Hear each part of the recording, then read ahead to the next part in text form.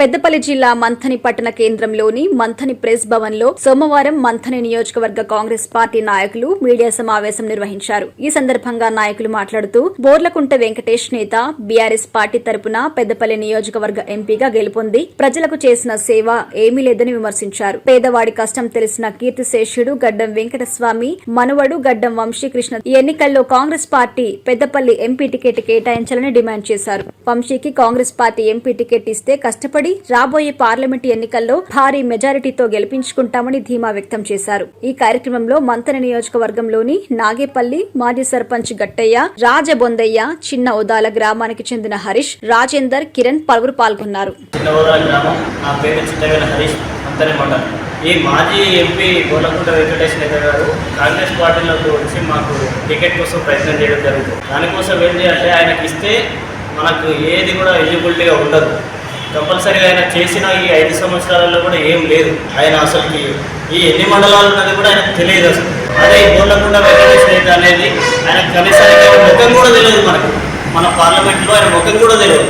వివేక్ గారు కొడుకు గడ్డం వంశీ గారు రావాలి, ఆయన వస్తే యువకులకు జరుగుతుంది, ప్రతి ఒక్కరికి సేవ జరుగుతుంది. ఆయనకి ఇప్పటికి కూడా అధికారం ఉన్నప్పటికీ లేనప్పటికీ కూడా అన్న మాకు ఈ ఆపద వచ్చింది అంటే నీ ఆపద ఏంది చెప్పు, నేను చేస్తా అన్న టైంలో ఉన్నాడు. కానీ మీరు ఆపద వచ్చినప్పుడు నా దగ్గరికి వచ్చారన్న లాగా లేదు. ఖచ్చితంగా ఏ ఆపద వచ్చినా నేనున్నా అని చెప్పేసి మాట్లాడతాడు వివేకన్న కూడా.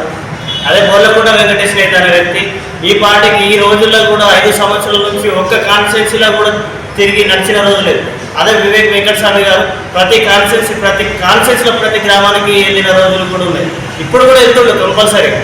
అలాంటి వ్యక్తికి మనం ఎంపీ టికెట్ రావాలని మేము మనస్ఫూర్తిగా కోరుతున్నాం. ఖచ్చితంగా కూడా మాకు గడ్డం మన వంశీ గారికి ఎంపీ టికెట్ రావాలి.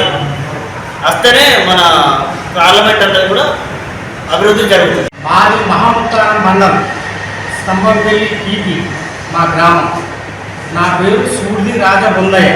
ఇక మాకు ఇంతకు ముందు ఎంపీగా తెలిసిండు నేను వెంకటేష్ నేత. ఆయన ఇదివరకు మా మండల కాదు, మా గ్రామ పంచాయతీలో ఉండదు, మా మండలమే ఉండదు.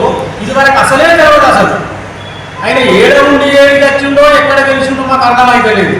మాకు మాత్రం ఖచ్చితంగా ఈసారి మేము ఎస్సీలో కాబట్టి మాది తూర్పు ఏరియా ప్రాంతం కాబట్టి మాకు ముఖ్యమంత్రి కానీ శ్రీధర్ బాబు కానీ మేము కేవలం కాబట్టి కొద్దిగా మాకు ఈసారి మాకు మంచి స్థాయిగా మాకు ఆలోచన ప్రకారం చేసి మీరు సీట్ ఇవ్వండి.